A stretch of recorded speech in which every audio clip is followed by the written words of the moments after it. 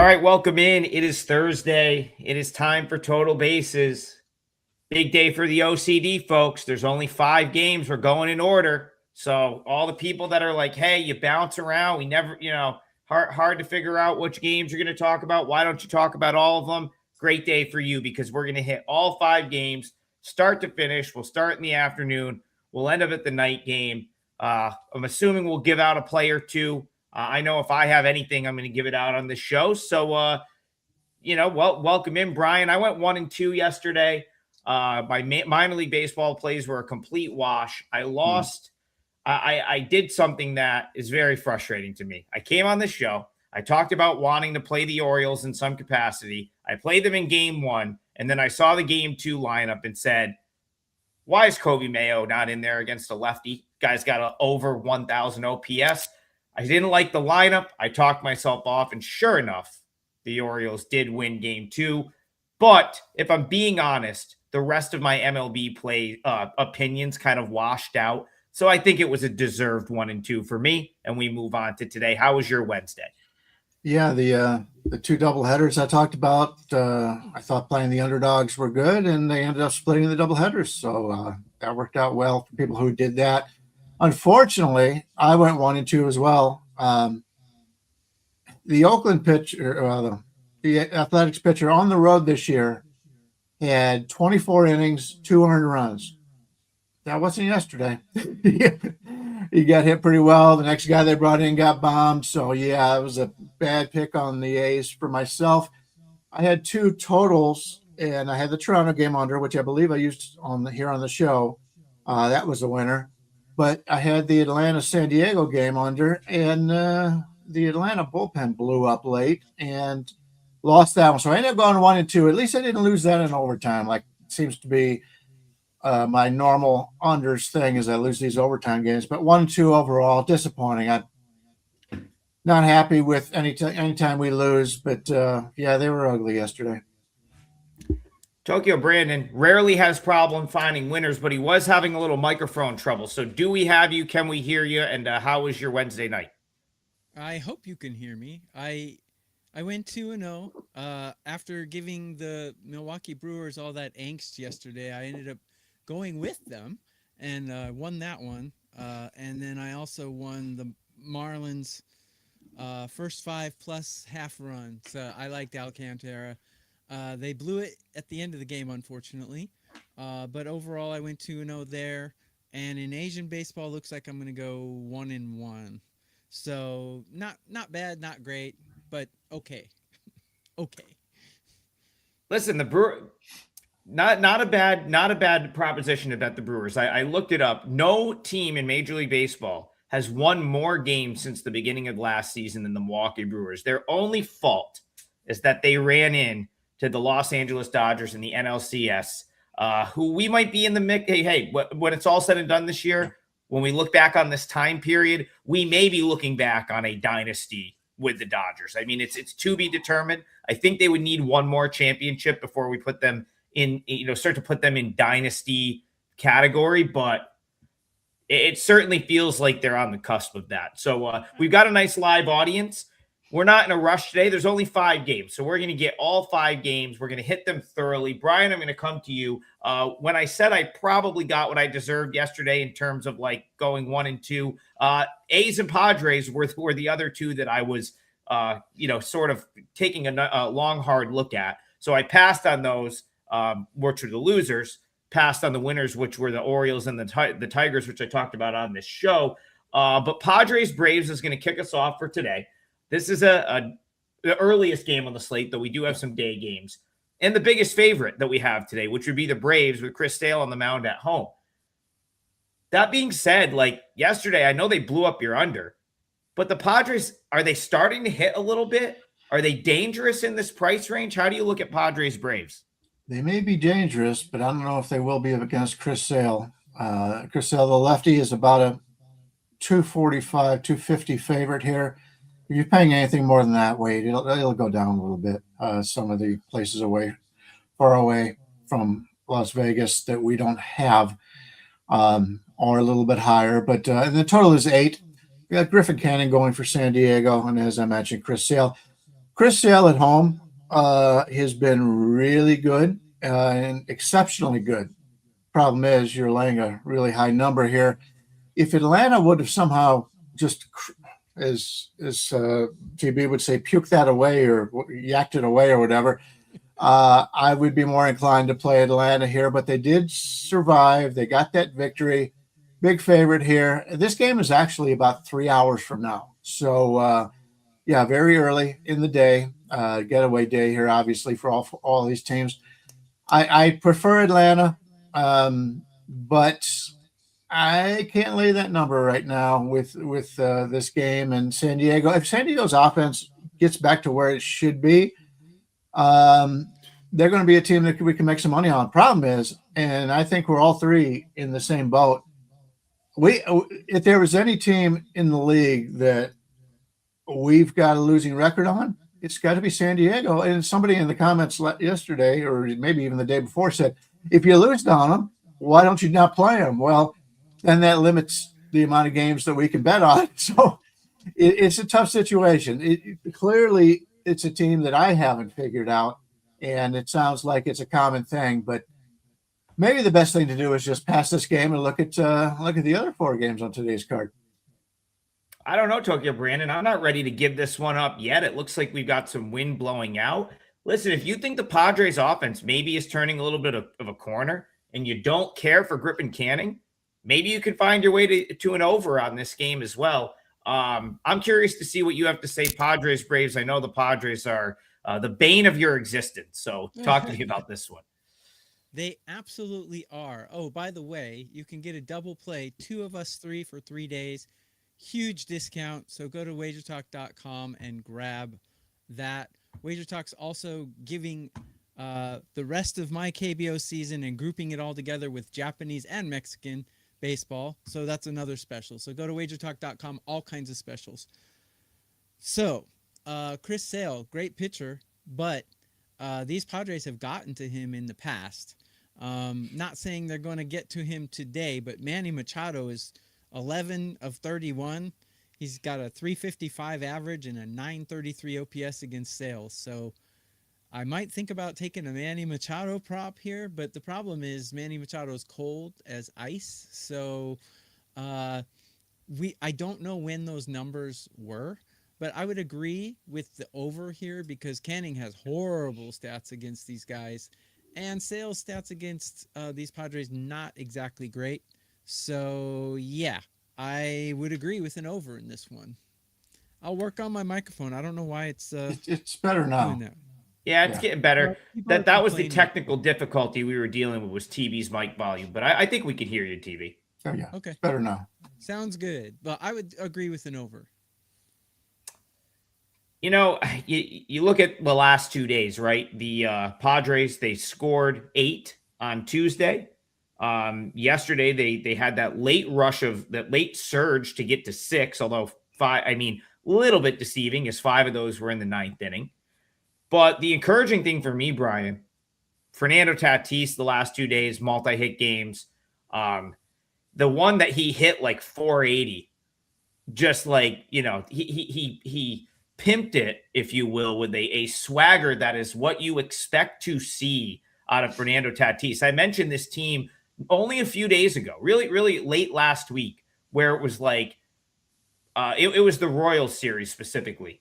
Guys hanging their head. Tatis, a lot of bad body language. Bogarts, terrible body language, and head clearly not in the game, making errors on plays that he's made routinely a million times. And even the last 2 days, even yesterday in the losing effort, you just didn't see that as much. Jackson Merrill finally hitting, gets a big hit. Maybe he gets going. Tokyo Brandon talked about Machado having some good numbers. He got going with a nice game the other day. I thought the body language was better. It seems like Bogarts has taken being dropped down in the order and stride a little bit. If you listen to his comments, he was like, I've got to be better. There's nothing wrong with it. I just need to be better. That's just plain and simple. And then Bryan, you talk about Ty France. You brought this up a couple weeks ago, having a fantastic season. So listen, if you were going to take a flyer on a dog today, 2-1 on the Padres feels like the way to go. Go ahead. Yeah, a couple things, and then I think I've discovered something maybe of value. The wind is it's not going to be a concern today. Most places, it's going to be hot everywhere, just about everywhere. According to the Ballpark Pal Stadium report, all the games today are supposed to be less than what they normally would be for scoring. Busch Stadium, the wind is blowing in straight in. That's 14% less, but they're expected less runs than a normal baseball game in all these here. But I did want to point out regarding the batting. I think this is maybe a good situation for a yes first inning bet. Let's take a look at the Padres batting order. Starts off Tatis. He's the hottest hitter in baseball right now in the last week, number 1, followed by Cronenworth. He's been struggling a little bit, but you got Manny Machado at 57. You got Ty France at 7. You got Jackson Merrill at 18. Then when you take a look at the Atlanta Braves, the top of the order is also hitting pretty well. We've got Drake Baldwin, the number 2 hitter in baseball the last 7 days. Ozzie Albies he's doing okay. But then you got Matt Olson at 92. You got Michael Harris at 14. You got Austin Riley. I got him out of his slump at number 27. So, yeah, you may be able to get a first inning yes score in this game. And with a total in the game of 8, that would be I don't usually follow these. This is Ralph Michaels' specialty. But I would think that would be a pretty nice payback here if you get a first inning somebody to score. And so that's the best I think I can do out of this game. All right. Yeah, I will revisit. We're going to lock in a parlay as we always do. We got 5 games to do it. I'll probably I could potentially find a way into this one, but I want to see what comes up in the other ones first. Grant's dad, he says, good morning to the 3 wise men in cool hats. Yeah, I was just joking behind the scenes. I need to get a haircut. I'm on, it's going to be a random minor league baseball team probably until further notice. Bryan rolled up with the, what'd you say? That was the 2023 Guardian spring training hat. Yeah. I woke up today and I don't know what the hell I did last night in my sleep, but it looked like I had an afro. And then of course, TB, the hat game is always on point. Yeah. But I'm not cool enough to wear the hat that TB has on. Not even close. No. So I'll stick with the Delmarva Shorebirds here, single A affiliate of the Orioles. Cool That's who this is right here. But yeah, back to those Guardians. They're next on the list. This was actually another one for me yesterday that kind of was priced out of. So I didn't really count this as like something I was like considering because the price was off. But I like the Guardians to win. I was surprised when they got blown out, Bryan. Like that was not what I expected there. I thought the Guardians were set up nicely to win that game. Kind of think they're set up nicely to win today, but once again, they're asking you to pay almost $1.40. Yeah. I don't know if I can do that here, but I do like Gavin Williams, and I think the Guardians get it done. So Guardians, Twins to you. How do you see this one? Yeah, Gavin Williams, $1.40. Taj Bradley, 7.5 to the under, pretty heavily on the under. So you may see some 7s out there. Yeah, Minnesota with Taj Bradley going. He's having a really nice bounce back season. He's 31st on the year at Fangraphs for their power ranking and pitching, but only 109 in the last 14 days. So you're not paying too much. You probably wouldn't have gotten this a couple weeks ago with this number. But yeah, he's due up for the Twins. And from a bullpen standpoint, the Twins, I said this, I don't think I mentioned this yesterday, but Gomez and Morris have been their last 8th and 9th inning guys. They hadn't pitched in basically all week. Gomez went 14 pitches yesterday, Morris 28. Adams got the win going 27. So even though they did pitch yesterday, I would expect all 3 of them to be available today. Taylor Rogers, has only pitched once in the last 5 days. So the bullpen for Minnesota, for what it is, it's much better now than it was a year ago. I'll tell you that. They should be available. They have had some bad news on some of their pitchers. Obviously, Mick Abel now, they kept waiting for him. He's not coming back. He's out for the rest of the season. And Connor Prelip, who has been okay. He's one of those lefties that came into the season nobody knew about, and he gave him a lot of good starts, and he's starting to bounce back now. I think he had a dead arm period, but unfortunately, he got a blister in his middle finger, so they sent him down. But this is a team right now that is playing pretty good ball, and get to catch them at an underdog price here against a Cleveland team that really doesn't hit very well is something you always have to consider. Surprise to me is Jose Ramirez come back yesterday, and more of a surprise was he had success. He had a couple of hits, I believe.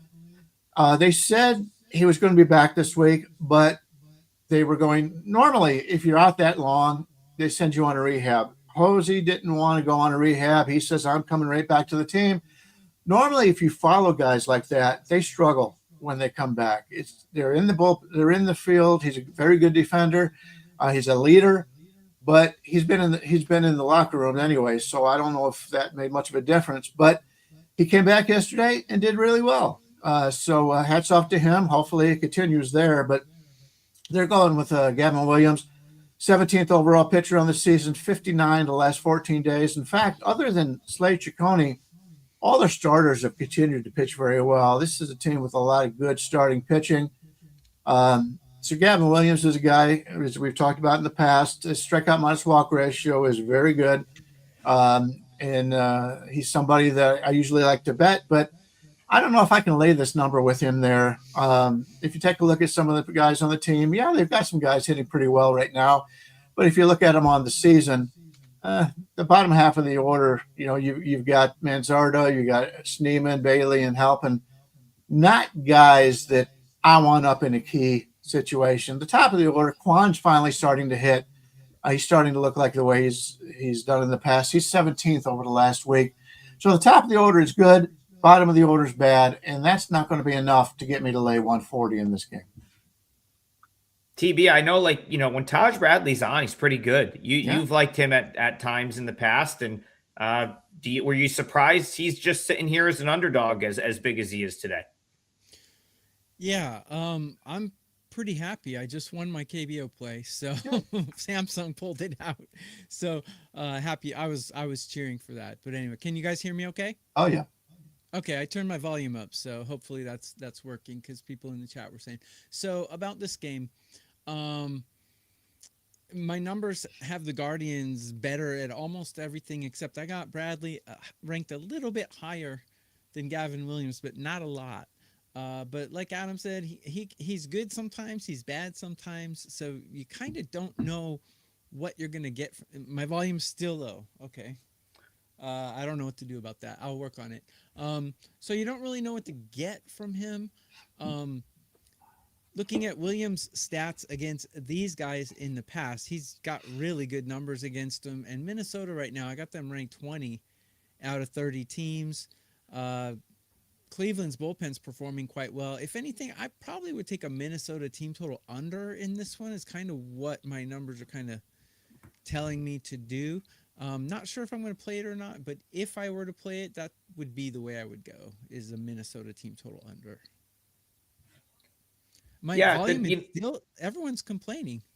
Is it it's lower than it normally is? You probably just have a loose wire. You probably just need to get an adapter. All right. I'll work on it, I guess. All right. The Twins are they're interesting because, they're sitting here at 50 and 53. They have virtually no bullpen. The team really wasn't supposed to be that good this year. I like the mix of guys that they had from a 40-man standpoint coming into the season, but it's not even like those guys are really panned out, right? Like Walker Jenkins is still down in AAA. Kalen Culpepper's been hurt. So a lot of these Gabriel Gonzalez never really caught on. He's back in AAA. So a lot of these upside guys that I was okay, you could see some of these guys materialize. I suppose we're finally seeing Royce Lewis do something. It's about time. We've only been waiting on that for half a decade at this point. The point is, going back to that, I thought that was the upside of this team. A lot of these guys haven't fully panned out yet. The Twins are still plugging along.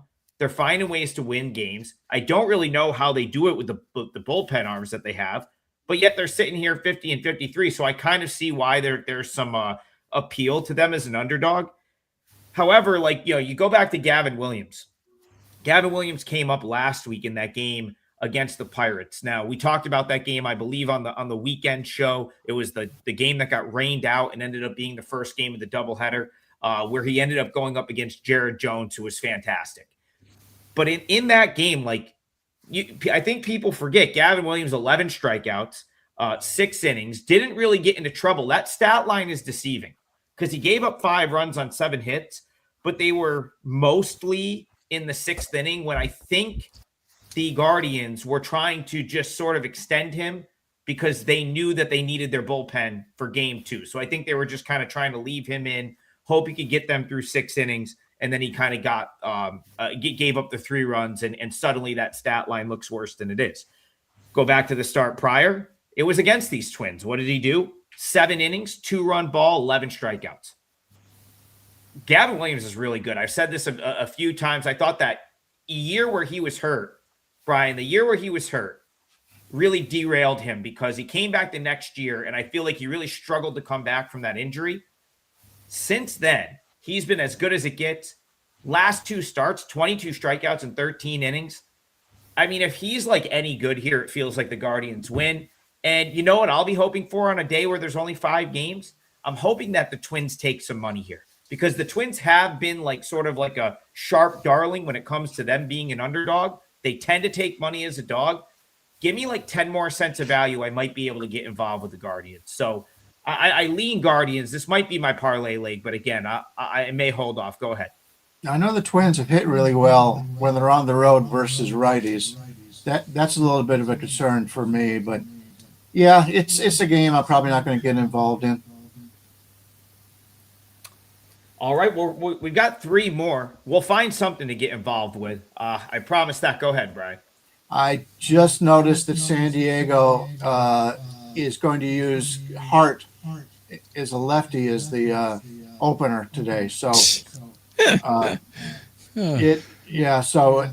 just popped up right now. So basically everything we talked about is null and void. No, I don't think Canning. Yeah, Canning does suck, so I understand why they would want to protect him. It's not. Canning didn't. So I see this a lot. Okay, Canning didn't get scratched. It just means he's probably going to come in the second. I saw a lot of people saying Miles Michaelis was scratched the other day. He wasn't scratched. He was just coming in after the lefty. The only thing this changes, as far as that handicap that we talked about, is Brian's Yurfee bet. That's it. It's the literal only thing that changes because now the only reason they're putting Kyle Hart in there is they like the way he matches up better against the top 3 hitters in the Braves lineup.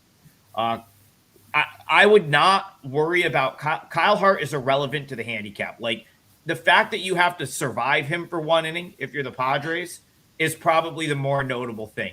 But I think so for example, I lost my bet in extra innings, my 5%er on Friday because they put Kyle Hart in the 10th inning when they should have just let Mason Miller stay in the game. You don't want Kyle Hart in the 10th inning of a game with his 6 ERA, okay? Where you will live with him is as an opener when you know he's probably going to face 2 lefties. So doesn't change the game even a little bit. Irrelevant. Just make sure you don't have Canning listed or your game is going to be then it's going to be void. Then you're going to have a no action. All right, let's go back to Bryan, I'm going to come back to you here because I really thought the discussion on this game yesterday was good, and you ended up nailing this pick, and that was the under and raised Jays, where we talked about bullpen game for the Jays is probably a good thing, and boy, do I feel bad for the Jays right now because they executed the bullpen game as good as you could have. They did exactly what we said they were going to do, where it was probably going to be like 7 different pitchers, and they lose the game 4-2. They can only muster up 2 runs, and they end up giving up the 1 big inning that loses another game for them. Where do you go at this point if you're the Jays, especially now that you have to play today after you just cooked up your bullpen yesterday? Yeah, this is normally a spot where I would love to play the Jays. You've got a team that's being swept in the series. They're the home team. Traditionally in Major League Baseball, that's a good spot for the host. But they've scored, 4-0, 1-0, and 2 since the All-Star break? There may be another 0 in there. Who the hell? I don't remember. I just know they have not hit well. They scored 4 runs the first game out of the break and nothing more than 2 since then. Do you really trust that? And the players right now for Toronto, you've got to be questioning themselves as to what the hell has happened to this team that went to the World Series and in reality should have won the World Series last year. We've got a lot of friends up in Canada. We got Prez in Carmine up there, really big Toronto Blue Jays fans. They were all excited about this season. And I was too. I liked the way the team played last year and thought they were going to come back. Very disappointing season for our Blue Jays fans up north. Seymour's going for Tampa Bay. He's the lefty. And Bieber going for Toronto. Bieber had a good start, a couple starts back, I believe. And people say, oh, well, maybe he's back. His adjusted numbers, his raw numbers have not shown it. So as much as I'd love to be able to come in and play Toronto in this game because of the situation, I can't do it. It's basically a pick 'em game. Flip a coin. That's your line in this game. And even though Toronto has lost 4 in a row, Tampa Bay's beaten them 3 straight times, I can't find myself to play a side in this game. Seymour's a guy who I like, but his numbers on the season have not been great. I think he's got a decent future, but I'm torn in this game because the spot screams Toronto, the talent level screams Tampa Bay.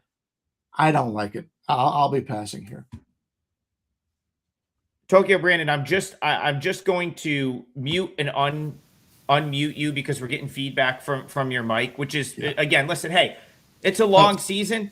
Sometimes you don't have your best stuff. You got to go out there, throw strikes and battle through it. That's what we do on this show as well. So we're going to make do. But I wanted you to know that that's why I was doing that. So we have you back now because again, it was just giving some feedback when Bryan was talking, creating a little bit of an echo.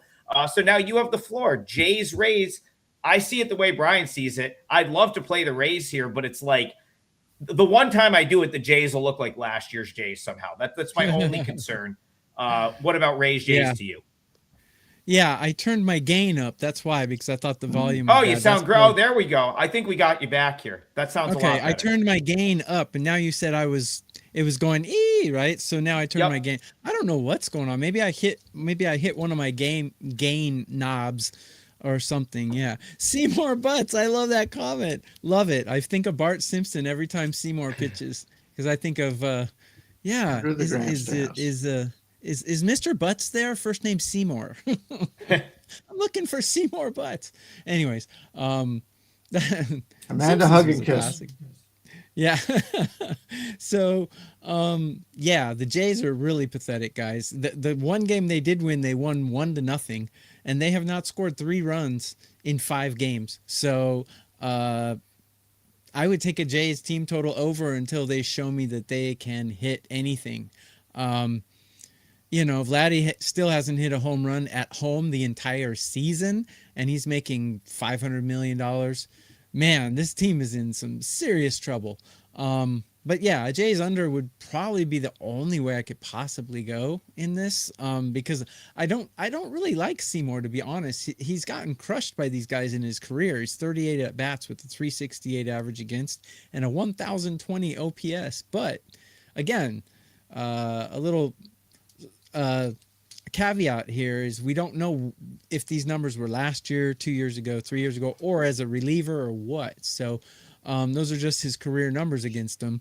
But I don't think the Jays right now, so I take current form as a priority. I think that trumps career numbers. I think current form is a more higher priority. So I will take a Jays team total under here. If you can get a 4.5, that's gold. Gold, Jerry. It's gold. If you like current form, the Rays should be the easiest bet you'll ever make, in my opinion. Like this Jays team, I was going back and forth with one of the Blue Jays content creator. Like he covers the team all year. I think he's one of the Gate 14 guys. And I commented on one of his posts earlier. I was just like, feels like they need to shuffle the deck a little bit. Like bring Schneider back up, call up Daz Cameron they just signed the other day. He was hitting the ball in the minors. Like literally just do anything. get other people out there. Like that's how desperate this team feels right now to just get something going, because nothing they're doing is working. Offense is really the problem. But even it's really like every facet of the game. I talked about Dylan Cease on Monday. He got ground balls just going through infielders to give up runs. He was like noticeably upset about that.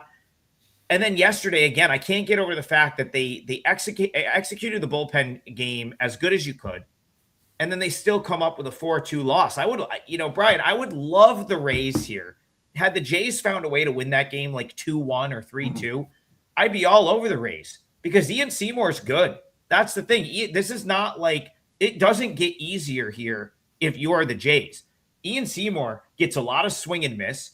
The only thing that they might luck they might luck their way into a homer or two, because like that's the one thing. Seymour will give up some fly balls, and he doesn't throw, like he doesn't really have a big fastball.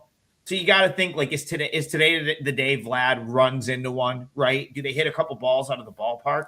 If they don't, TB says no. I kind of feel like no either.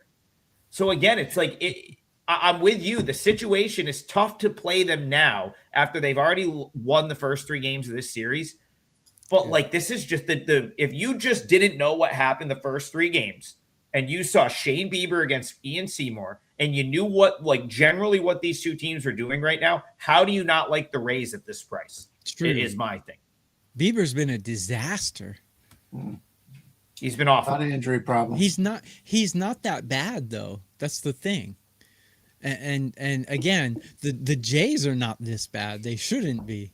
And Seymour has horrible numbers against them. So if they're going to catch a fire, it should be today, but I just wouldn't bet on it.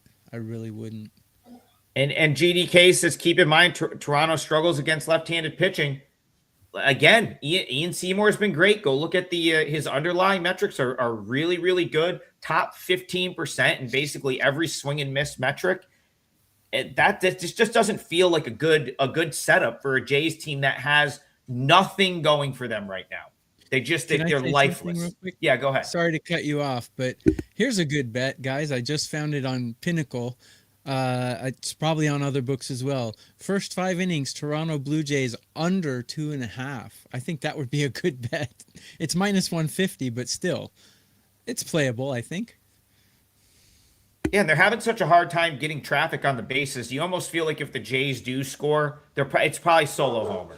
They're probably hitting the ball out of the ballpark. And they haven't scored 3 runs in 9-inning games for 5 games. So, yeah, it's been totally lifeless. The at-bats have been terrible. And then we go back to the discussion yesterday. You got like guys like Vlad Guerrero just not hitting for power.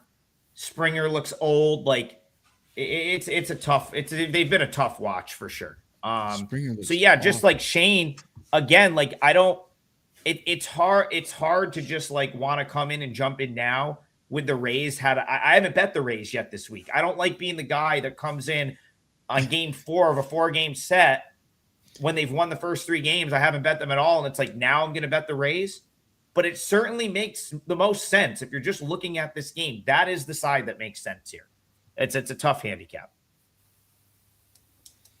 And then, here we go. Jays, 644 OPS against left-handed pitching. That is not good. That's not good. Below average for sure. Can I make this my parlay leg? I'm just going to take the Blue Jays team total under. Yeah. Is that the full game under you're looking at, TV? Yeah, we'll go full game under. I'm seeing it at 3.5 plus 120, and I'm seeing a 4.5 minus 145.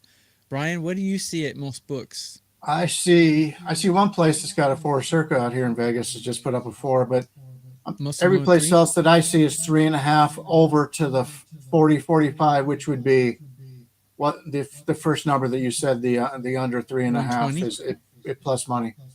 I'll do that. I don't think they're going to score 4 runs here, and Tampa Bay's bullpen's pitching well. The only worry is Seymour going to get blown up? I don't think he will. Give me the Blue Jays under 3.5. And Adam, you and I both commented on someone's comment in the did we comment in the comment section? Someone said When the book price is totals really high, they usually go Yeah. over, and when the book price is low, they usually go, because the reason is because the books can't put out a 2.5. They just can't, even if they think it's going to be 2.5. They can't put that out because everyone would slam it, right? Yeah, they just moved the Yeah, I juice. mean, But they generally listen, don't. You don't see a 2.5. listen. So team total under 3.5 here, Brian. What did you say that is? Plus 120. What'd you say it was? TB, you're the one that looked it I up. saw 120 on Pinnacle, but Yeah, that's yeah. Pinnacle. You guys can't use I see Pinnacle. something in that range. Okay.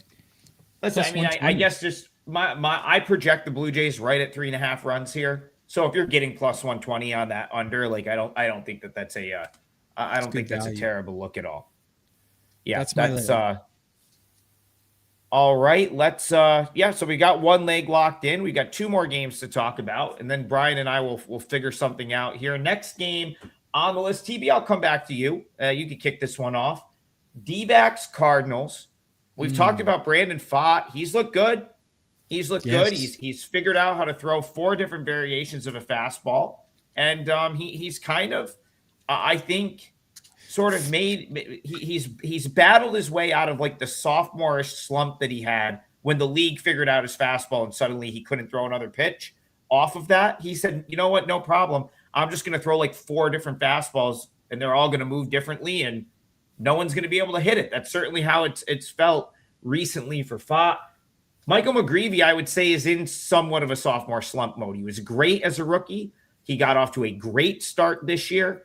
And, things maybe not as good since. He's become a little bit more predictable. That being said, he's the type of guy that I think could work around that as well. So interesting matchup, D-backs Cardinals. This one's in St. Louis. This is a new series kicking off tonight. How do you see this one? Yeah, these guys just played each other like 2 days ago, right? And now they're kicking off a new series. So kind of strange. McGreevy, I was kind of high on him at the beginning of the season. By the way, guys, get a double play. 2 of us 3 days, all access, including 5% max plays. It's a huge value, and you can throw out the one of us that you don't like. It's a wonderful option for all of you. So pick up a double play at WagerTalk.com. McGreevy, I was high on him at the beginning of the season, but kind of lost favor with him. But it's hard to lose favor with someone with a 2.92 ERA and a 1.10 WHIP.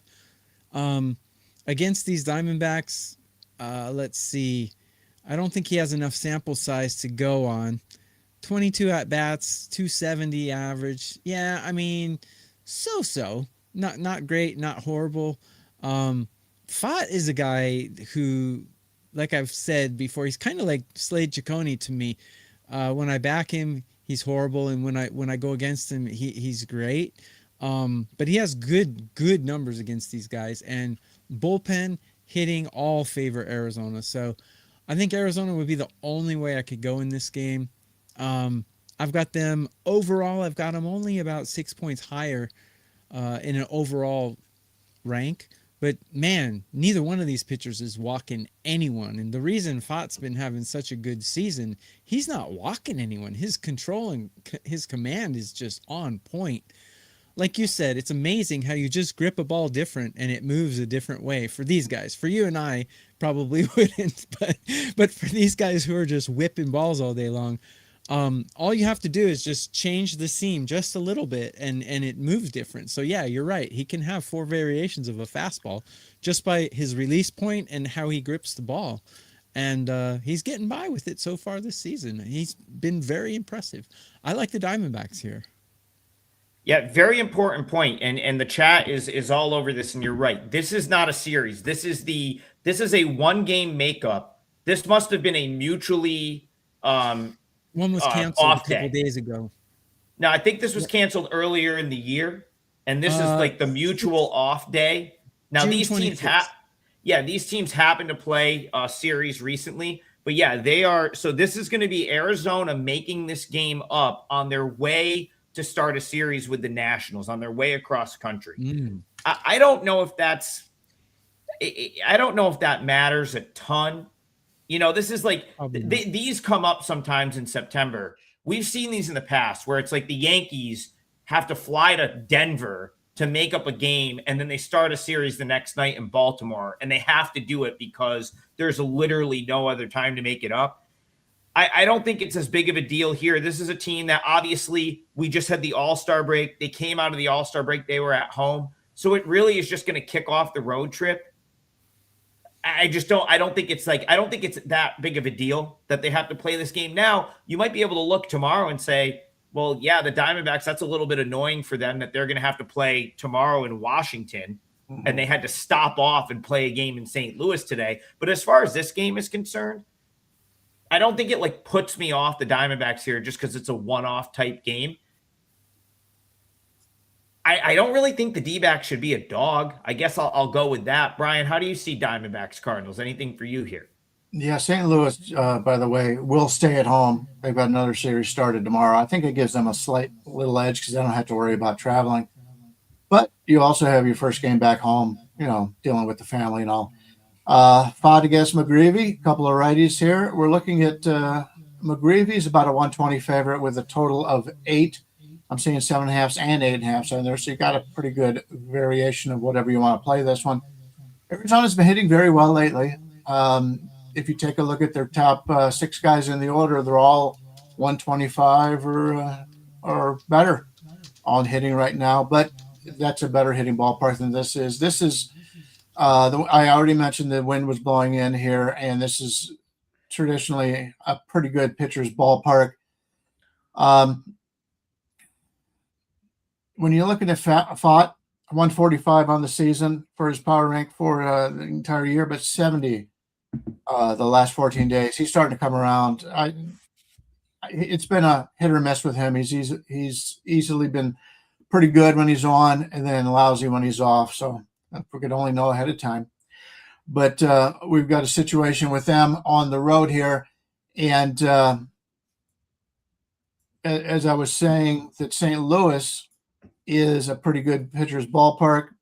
We're looking at right now, McGreevy, 55 was his power rank on the season, 49 the last 14 days. So he's a guy, if you've looked at him, his deeper numbers don't show that he's been this good, but he's been very good for them overall. As a matter of fact, on the season, their best 4 pitchers, McGreevy, May, Palante, and Lee, and Kyle Lee, they're all top 90. So they've had a really good starting pitching staff this year. And I think that's the major reason why they've been such a good team to make money on this year. Pedro Pajes is they had put him on the IL. So they got Jimmy Crooks up there right now is the starting starting catcher, which is basically the quarterback of the offense. But St. Louis overall for the team, they've had some guys that have been struggling a little bit lately. McGreevy's the guy at home I like a little bit better, but I don't know if I like him enough to place a bet in this game. This is a really tough card for me today. If it was up to me, I would not. In fact, I'm probably going to pass for my clients. And I would like to pass here, but I got to find you something to play with. I don't see it in this game. I'm going to be passing in this one. I'll use this one. I'm going to play the over for the parlay. I'm going to go over. Here's the thing. I don't think over 7.5 to me is a number that I feel like is reserved for when you've got an ace on the mound. That's why when you see over 7.5, so I feel like at least one of the guys should be one of your ace caliber pitchers. I like what Brandon Pfaadt has done. I like what McGreevy has done. I think, he had that little mini blow up in a couple of starts where he maybe had I think he gave up 5 runs in quick succession in a couple starts. It was okay, now all the expected numbers are going to start to creep in here on McGreevy, but yet they really haven't. He's been good the last few times out. That being said, I like both. I like the lineups, especially the Diamondbacks. I think the Diamondbacks can really hit. They're going to be up. McGreevy's expected numbers are not good. I think we've been saying that all year, but it's still worth pointing out. Expected ERA is in the mid-5s. Expected batting average is 285. He does give up hard hit. He doesn't get a ton of swing and miss. He is all, like Tokyo Brandon said, he lives in the strike zone. He's going to force you to put the ball in play, and it works for him some of the times. But you know what? The Diamondbacks are a pretty deadly lineup. Like that, this is a team that can hit the ball, has been hitting the ball, just like knocked the cover off the ball yesterday, and has just been hitting pretty consistently throughout the course of this season. So I think the Diamondbacks can get some runs. At the same time, the Cardinals, they're a capable offense. Brandon Pfaadt is still, he still doesn't get a ton of swing and miss. It's nice that he's figured out how to throw these variations of a fastball and induce some weaker contact. He's not getting blown up like he used to, but I don't know that he's going to come out and throw like 6 scoreless. Then you have all the bullpen usage yesterday in the Angels series from the Cardinals. They really leaned on that bullpen.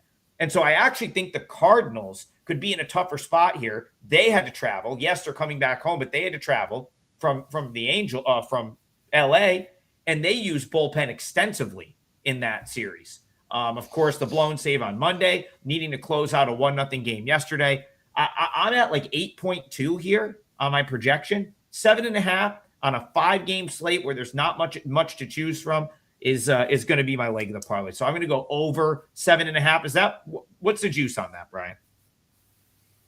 Currently seeing -115. Yeah, that's going to have to do. Yeah, over 7.5 -115 is going to have to do. I've got that closer to. I've got it. Like I said, 8.2.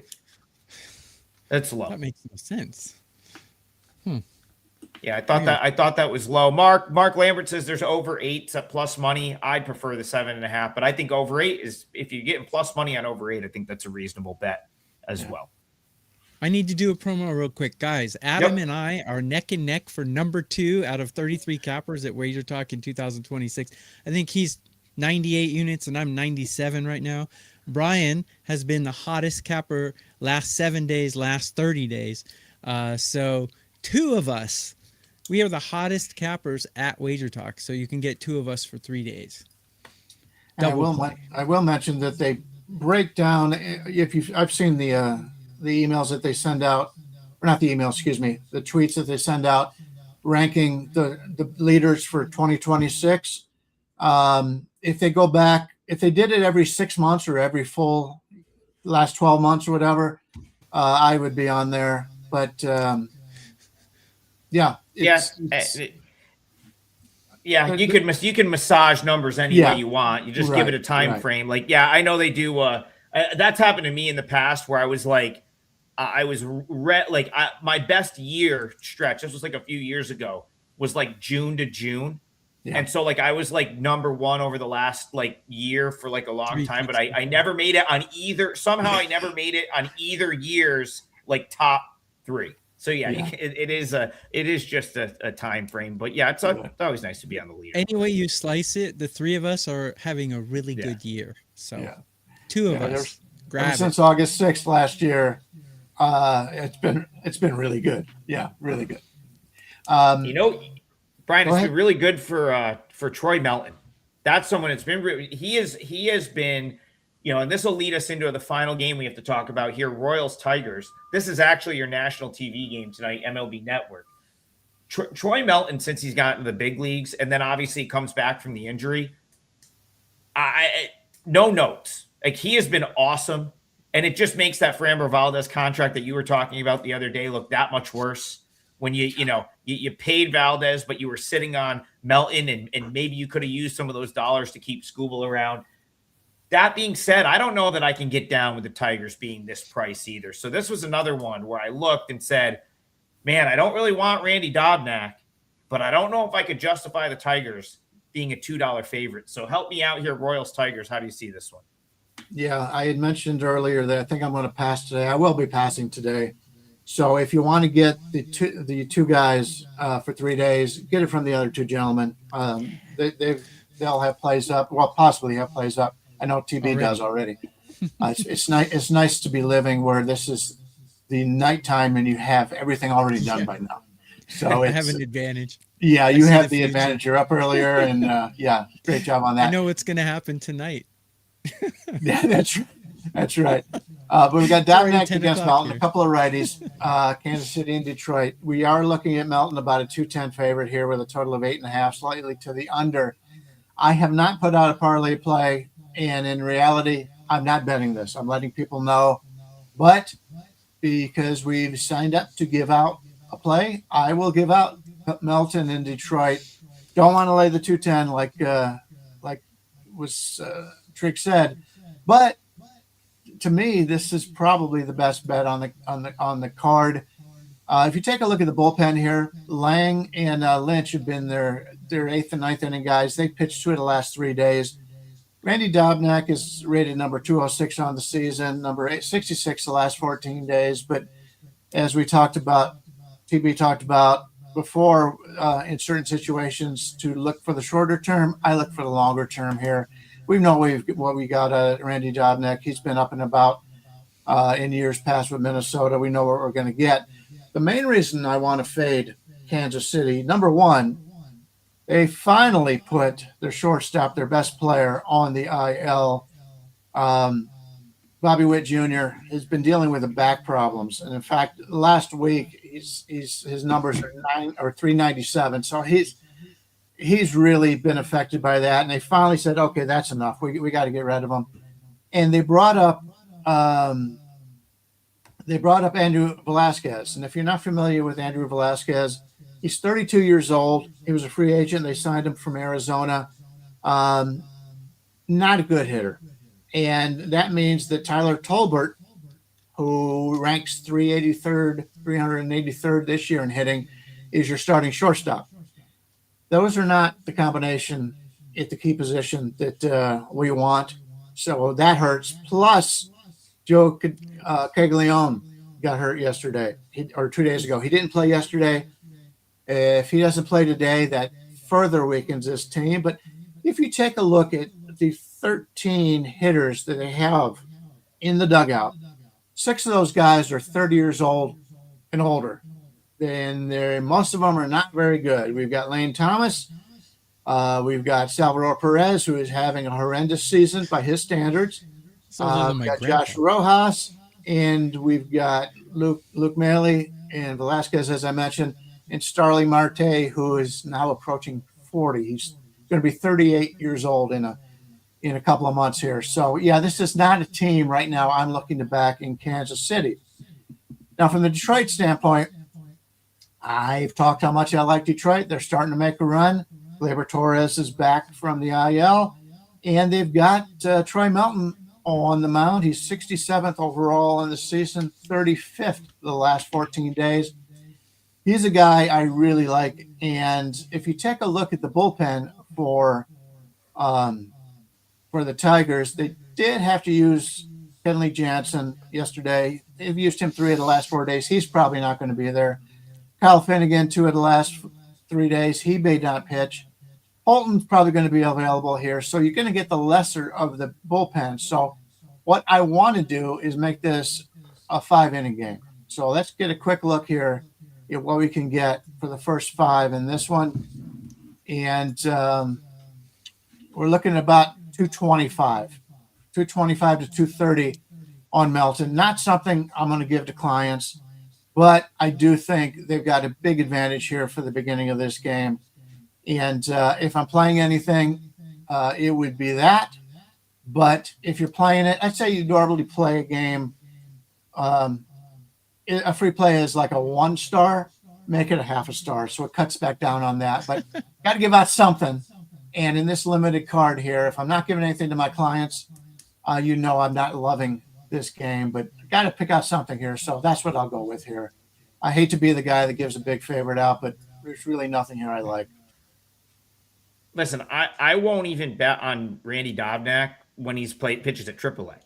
So I don't know how I could possibly justify a bet on the Royals here, even with the line maybe being a little out of whack. Like, TB, anything for you, Tigers, Royals, to close this out?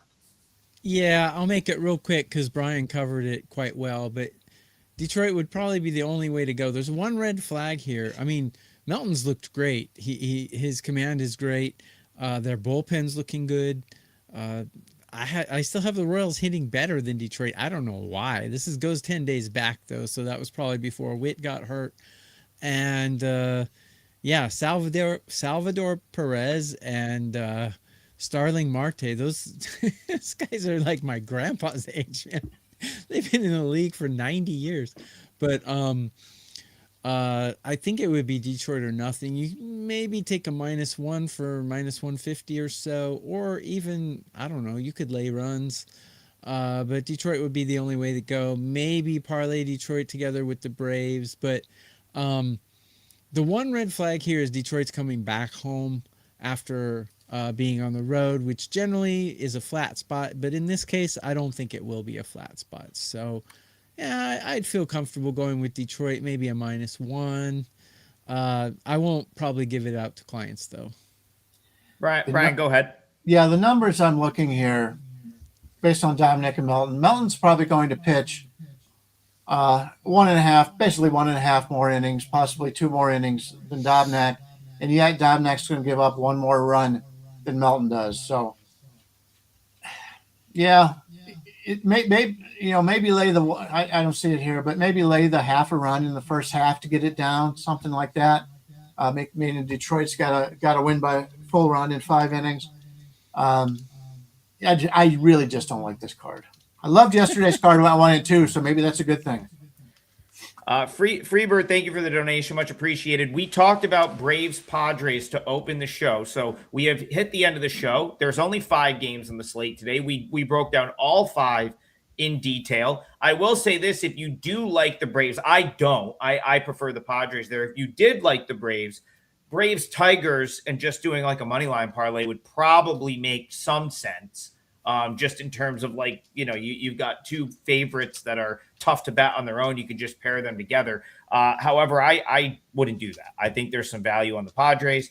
That being said, the way I chose to go for the parlay was Diamondbacks Cardinals over 7.5. Tokyo Brandon's going Blue Jays team total under 3.5. You get some nice plus money on that one, plus 120. And then Brian Leonard's going to go with the Tigers on the money line, -225. Is that first 5 you wanted to go there, Brian? Let's go first 5, yeah. All right, so we've got a Tigers first 5 money line, -225. We have a Blue Jays full game team total under 3.5. That's plus 120 odds on that. And then I'm going to go with Diamondbacks Cardinals over 7.5 for the full game, -115. That's the whole slate, all 5 games. We're back tomorrow with a normal full card to talk about, 9 a.m. Eastern. We'll see you guys then. Good luck, everyone, and have a great day.